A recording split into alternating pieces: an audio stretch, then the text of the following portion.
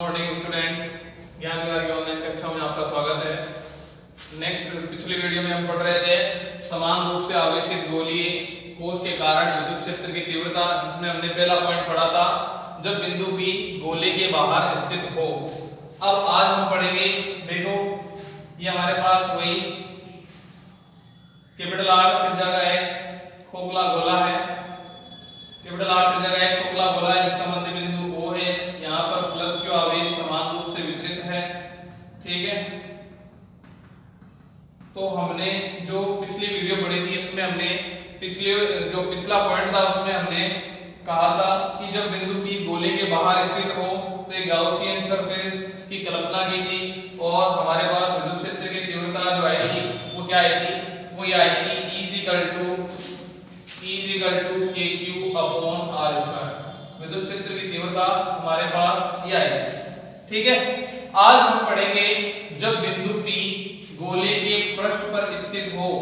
अगर बिंदु P यहाँ पर हो गोले के पृष्ठ पर, तो O और P के बीच की दूरी हम क्या ले सकते हैं, स्मॉल r।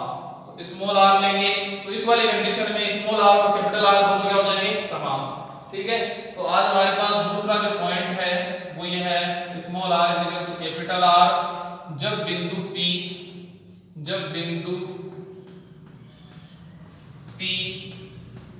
गोले के पृष्ठ पर स्थित हो। जब बिंदु P गोले के पृष्ठ पर स्थित हो तो इसमें ज्यादा कुछ नहीं करना, ठीक है। जो हमने पिछले वीडियो में किया था, जो हमारे पास फाइनल आंसर आया था E kq अपॉन r²। तो आज हमें क्या करना है, स्मॉल r के जगह केवल क्या रखना है, कैपिटल R। तो हमारे पास जो पिछली वीडियो में फाइनल आंसर आया था E kq अपॉन r, उसका आप कोई समीकरण दे सकते हो। 3 या 4 समीकरण हो चुकी थी, शायद 3 हो चुकी थी, तो आप समीकरण इसको 4 दे सकते हो। जो पिछली वीडियो में हमने पढ़ा था जब बिंदु P गोले के बाहर स्थित हो तो हमारे पास विद्युत क्षेत्र की तीव्रता हमें निकालनी थी। तो फाइनल आंसर आया था हमारे पास E kq अपॉन r²। तो आप इसको या तो समीकरण 4 दे दो या 5 दे दो। अगर समीकरण 3 हो गई थी तो 3, तो इसको 4 दे सकते हो, और 4 हो गई थी तो आप इसको क्या दे सकते हो, 5 दे सकते हो। तो हमें इसमें ज्यादा कुछ नहीं करना, हम लिख सकते हैं अतः समीकरण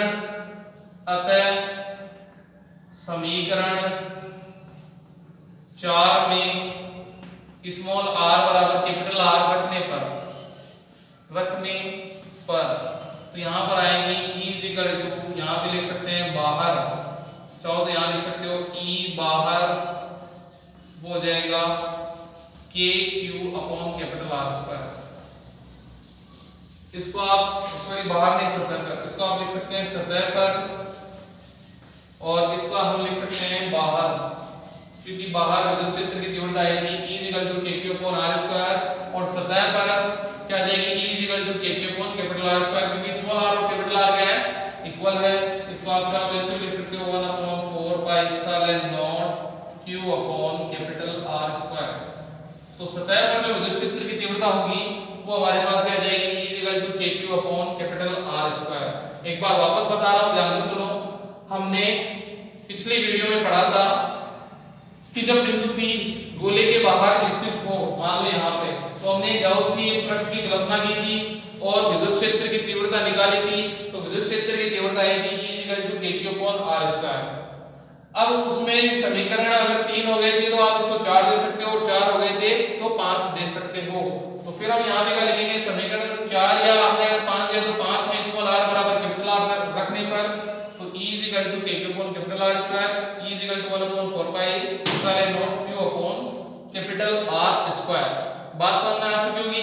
तो सतह पर विद्युत क्षेत्र की तीव्रता का मान ये होगा। इसके बाद हम बात करते हैं जब बिंदु P गोले के अंदर स्थित हो। तो बिंदु P गोले के अंदर स्थित होगा तो उसकी कंडीशन देखो क्या होगी। उसकी कंडीशन देखिए, ये हमारे पास है कैपिटल R त्रिज्या का एक पृष्ठ, गोलीय पृष्ठ जिसकी त्रिज्या कितनी है, कैपिटल R। यहाँ जिसका मध्य बिंदु O है, यहाँ प्लस के आवेश समान रूप से वितरित है, प्लस आवेश समान रूप से क्या है, वितरित है, और इसका आवेश कितना है, Q। अगर बिंदु P यहाँ पर है, गोले के अंदर कहीं भी ले सकते हो, तो यहाँ से यहाँ इसकी जो डिस्टेंस होगी जाएगी स्मॉल आर। आई बात समझ में?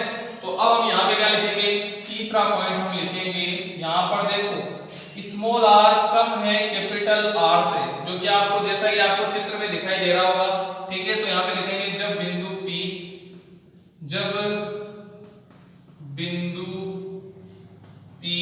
गोले के अंदर स्थित हो, तो हमने देखो बाहर हो, जब गोले के बाहर हो तो वो कर लिया, सतह पर हो वो भी हमने निकाल लिया। अब हम निकाल रहे हैं जब बिंदु P गोले के अंदर स्थित हो, तो गोले के अंदर स्थित हो तो क्या करेंगे, सबसे पहले हम वही करेंगे, एक स्मॉल r त्रिज्या के गाउसियन पृष्ठ की कल्पना करेंगे। हम लिखेंगे बिंदु O से, माना बिंदु O से बिंदु P के बीच की दूरी कितनी, स्मॉल r, अतः स्मॉल r त्रिज्या के एक गाउसियन पृष्ठ की कल्पना करने पर, स्मॉल r त्रिज्या के गाउसियन पृष्ठ की कल्पना करने पर, तो गाउसियन पृष्ठ की कल्पना करेंगे, गाउसियन पृष्ठ की कल्पना करने पर गाउस के नियम से, गाउस के नियम से, तो गाउस के नियम से हम क्या लेंगे, phi E is equal to क्या होता है, q अपॉन एप्सिलॉन नॉट। अब यहां देखो जो हमने गाउसियन पृष्ठ की कल्पना की है इसमें आवेश नहीं है, सारा का सारा आवेश पृष्ठ पर है, बाहर, अंदर कोई आवेश नहीं है। जब अंदर आवेश नहीं है तो q कितना होगा, q होगा 0, तो हमारे पास वैल्यू आएगी phi E is equal to 0 upon epsilon nought. तो हम लेंगे phi E is equal to 0। समीकरण नंबर अगर 4 हो गए थे तो हम यहां लिख सकते हैं समीकरण नंबर 5, क्योंकि वही टॉपिक चल रहा है तो समीकरण हम वहीं से स्टार्ट कर रहे हैं। तो ये हो गया समीकरण नंबर 5। आई बात समझ में? फिर उसके बाद यहां पे हम क्या लेंगे, अल्पांश, तो अल्पांश लेंगे तो विद्युत क्षेत्र की तीव्रता इसी डायरेक्शन में और अल्पांश क्षेत्र की दिशा भी क्या होगी, इसी डायरेक्शन में। तो हम यहां लेंगे अल्पांश क्षेत्रफल से गुजरने वाला विद्युत फ्लक्स, अल्पांश क्षेत्रफल से गुजरने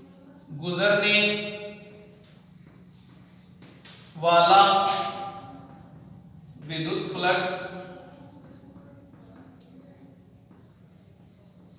अल्पांश क्षेत्रफल से गुजरने वाला विद्युत फ्लक्स।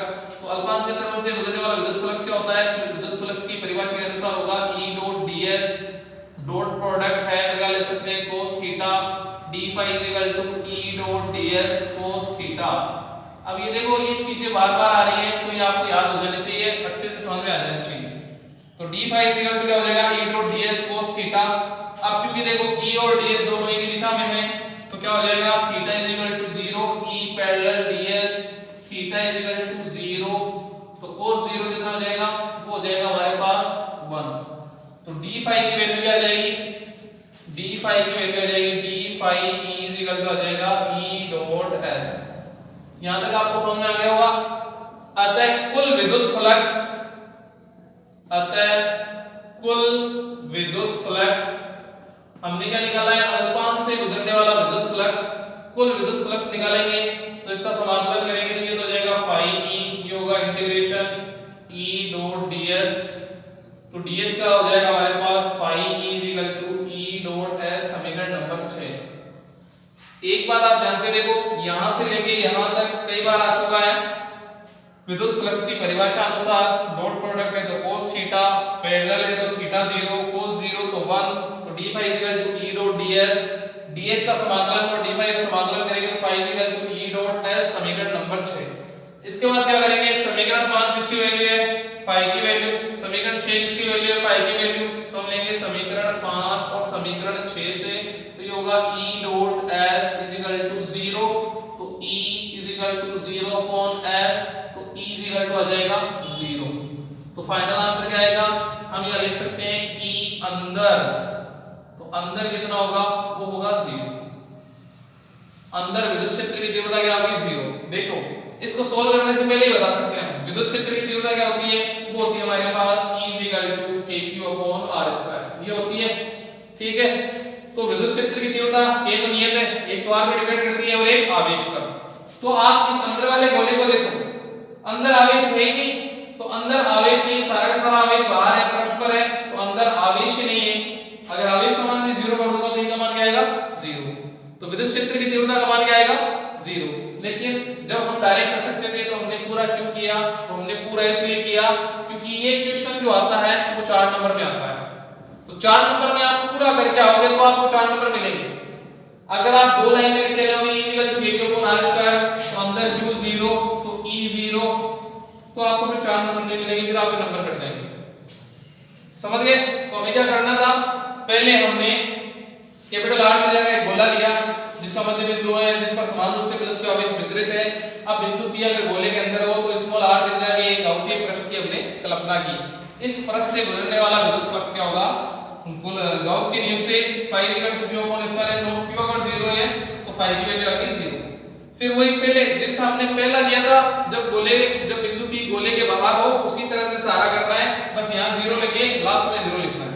तो अल्पांश ले लिए ds, अल्पांश से निकलने वाला विद्युत फ्लक्स हो जाएगा E dot ds cos theta, दोनों पैरेलल थीटा 0, तो फाइनल आंसर आएगा E d phi equal to E dot ds। कुल फ्लक्स निकालना है, समाकलन करेंगे तो phi equal to E dot s, समीकरण 5 और 6 को इक्वल करेंगे तो E इक्वल टू हमारे पास जो लास्ट है वो आंसर क्या आ जाएगा, वो आ जाएगा हमारे पास 0।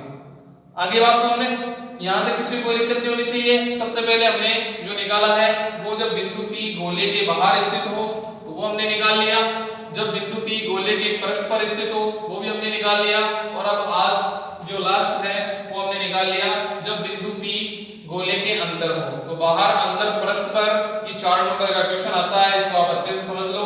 नहीं समझ में आए तो एक दो बार वीडियो देख लेना, अच्छे से समझ में आ जाएगा। इसके बाद हम क्या करेंगे, इसके बाद अभी इसकी एक और चीज बची हुई है, वो है ग्राफ। विद्युत क्षेत्र की तीव्रता E और दूरी R। जैसे पहले बिंदु P यहां पर था तो विद्युत क्षेत्र की तीव्रता क्या थी, यहां पर था सतह पर, तो विद्युत क्षेत्र की तीव्रता क्या थी, और अंदर आ गया तो विद्युत क्षेत्र की तीव्रता क्या होगी। तो दूरी के साथ साथ विद्युत क्षेत्र की तीव्रता में परिवर्तन हो रहा है, तो इसका जो ग्राफ है वो हम नेक्स्ट वीडियो में पढ़ेंगे। Okay, thank you, bye.